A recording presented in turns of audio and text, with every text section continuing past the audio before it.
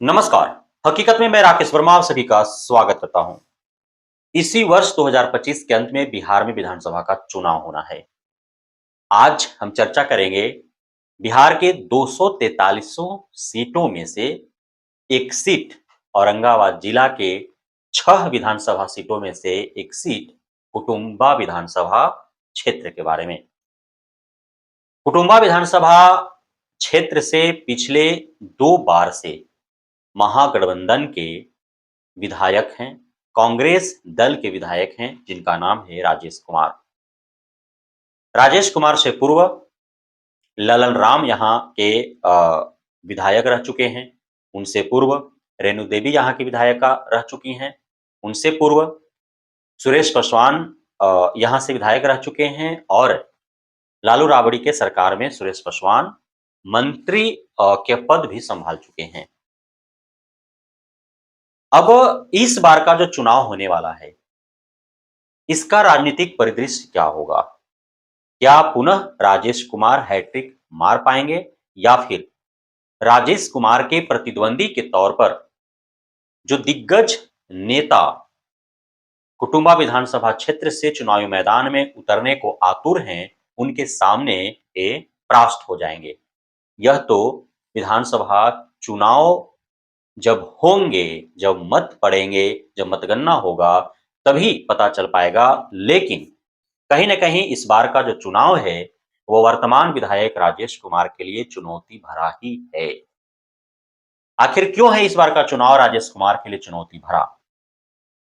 इसका सबसे मुख्य कारण है कुटुंबा विधानसभा क्षेत्र के कुशवाहा मतदाताओं का राजेश कुमार से मोह भंग होना, नाराज होना। दूसरा जो सबसे बड़ा कारण है वह यह है कि इस बार एनडीए की तरफ से भी कई दिग्गज नेता टिकट पाने के लिए कतार में खड़े दिख रहे हैं। चूंकि कुटुंबा विधानसभा क्षेत्र से भाजपा स्वयं चुनाव लड़ती नहीं है, यहाँ पे पिछले 2 बार से यह जो कुटुंबा विधानसभा क्षेत्र है वह जीतनराम मांझी के पाले में जा रहा है। एक बार 2015 के चुनाव में जीतनराम मांझी के उनके सुपुत्र संतोष सुमन चुनाव लड़े, जो लगभग 10,000 मतों के अंतराल से वो पराजित रहे। और 2020 के चुनाव में माननीय जीतनराम मांझी के ही दल से श्रवण भुइयां चुनावी मैदान में उतरे और इन दोनों बार जब जब एनडीए की ओर से जीतनराम मांझी जी के पार्टी को यहां से टिकट मिला, एनडीए को यहां से हार का सामना करना पड़ा और राजेश कुमार जो कांग्रेस के टिकट से यहां चुनाव लड़ते रहे हैं, महागठबंधन के जो उम्मीदवार रहे हैं, उनको जीत हासिल होते रहा है। अब इस बार एनडीए आखिर किस दल को कुटुंबा विधानसभा क्षेत्र सौंपती है, किस दल से यहाँ के उम्मीदवार चुनावी मैदान में उतरते हैं, यह तो चुनाव के दरमियान ही पता चल पाएगा। लेकिन जो फहरिस्त है एनडीए की ओर से चुनाव लड़ने वाले भावी उम्मीदवारों का, उसमें संतोष सुमन का भी नाम है। अनुमान यह भी है कि संतोष सुमन खुद पूर्व के भांति एक बार पुनः कुटुंबा विधानसभा क्षेत्र से भाग आजमा सकते हैं या फिर श्रवण भुइयां को ही पुनः एक बार 2025 में भी टिकट दे करके और चुनावी रणभूमि में उतारा जा सकता है। वहीं पूर्व में लोजपा से शरून पासवान उम्मीदवार रहे हैं, तो शरून पासवान भी टिकट पाने के लिए आतुर हैं। वे भी प्रयासरत हैं कि एक बार पुनः कुटुंबा विधानसभा क्षेत्र से चुनावी मैदान में उतरे, अपना भाग आजमाएं। तो वहीं पंकज पासवान जी को लोजपा में शामिल हो जाने से यहां का जो चुनावी समीकरण है वो बदला बदला सा दिख रहा है। पंकज पासवान जो औरंगाबाद जिला का एक दिग्गज नेता माने जाते हैं और उन्हें सदस्यता दिलवाने हेतु अंबा की धरती पर स्वयं लोजपा के राष्ट्रीय अध्यक्ष चिराग पासवान आकर के और लोजपा का सदस्यता ग्रहण करवाते हैं पंकज पासवान और उनकी पत्नी को। उसके बाद से यह कयास शुरू हो गया है कि इस बार एनडीए की ओर से कुटुंबा विधानसभा क्षेत्र से पंकज पासवान ही उम्मीदवार रहेंगे। लोजपा के टिकट से पंकज पासवान ही चुनाव लड़ेंगे। अब देखना यह होगा कि एनडीए के जो घटक दल हैं उनमें से किसके पाले में कुटुंबा विधानसभा क्षेत्र आता है और वो पार्टियां किन्हें अपना उम्मीदवार घोषित करती है।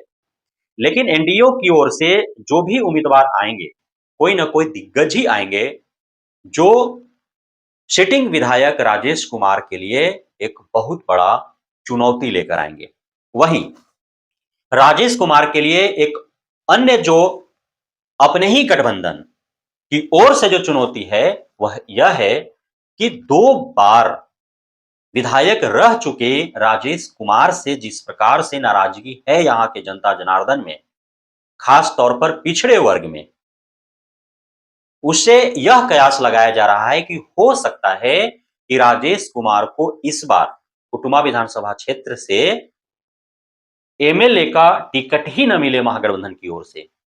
और इस बार का जो कुटुंबा विधानसभा क्षेत्र है वह कांग्रेस की पाले से छिन जाए और आरजेडी की पाले में आ जाए और आरजेडी से सुरेश पासवान को पुनः एक बार 2025 में चुनावी मैदान में उतार दिया जाए।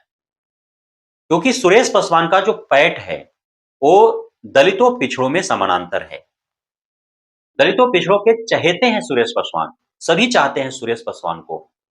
इसलिए इस बार जो मांग है दलितों पिछड़ों का वे सुरेश पासवान हैं और हो सकता है कि कांग्रेस कुटुंबा विधानसभा क्षेत्र से चुनाव न लड़े, आरजेडी के पाले में यह क्षेत्र चला जाए और आरजेडी सुरेश पासवान पर अपना दांव खेल दे। तो वहीं कुछ अन्य नामचीन चेहरे भी हैं जो कुटुंबा विधानसभा क्षेत्र से अपना भाग आजमा सकते हैं। बहुत ऐसे नामचीन चेहरे हैं जो अभी गुमनाम है वे नाम। हालांकि कहीं ना कहीं उनका चौक चौराहे पर चर्चा है और अंदर ही अंदर उनकी कोशिशें हैं कि किसी पार्टी से उन्हें टिकट मिल जाए और वे चुनावी मैदान में उतर करके राजेश कुमार को मात दे सके। कई नाम है ऐसे।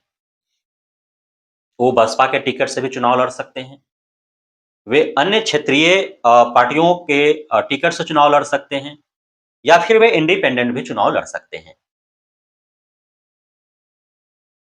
जहां तक सवाल ललन भुइयां का है, ललन राम का है, तो पिछले बार वे इंडिपेंडेंट चुनाव लड़े थे और अप्रत्याशित मत उन्होंने हासिल किया था। तो उनकी प्राथमिकता होगी कि किसी गठबंधन या दल से उन्हें टिकट मिले और न मिलने की परिस्थिति में वे भी पुनः एक बार 2025 के चुनाव में इंडिपेंडेंट होकर के और अपना भाग आजमा सकते हैं। तो इस प्रकार कुटुंबा विधानसभा क्षेत्र से कई ऐसे नाम हैं और उन नामों में दिग्गज नेताओं के कई ऐसे नाम जुड़े हैं जो इस क्षेत्र से चुनावी रणभूमि में उतरने के लिए आतुर हैं। अब देखना यह होगा कि कौन-कौन कुटुंबा विधानसभा क्षेत्र से चुनावी मैदान में उतरते हैं और कौन किन गठबंधनों से टिकट पा करके, किन राजनीतिक दलों से टिकट पा करके चुनावी मैदान में उतरते हैं। जनता जनार्दन किन्हें अपना आशीर्वाद प्रदान करती है, राजेश कुमार पुनः एक बार हैट्रिक लगाते हुए कुटुंबा विधानसभा क्षेत्र का प्रतिनिधित्व संभाल पाते हैं अथवा नहीं, या फिर यहाँ का जनता जनार्दन कोई नया चेहरा को अपना प्रतिनिधि चुनता है।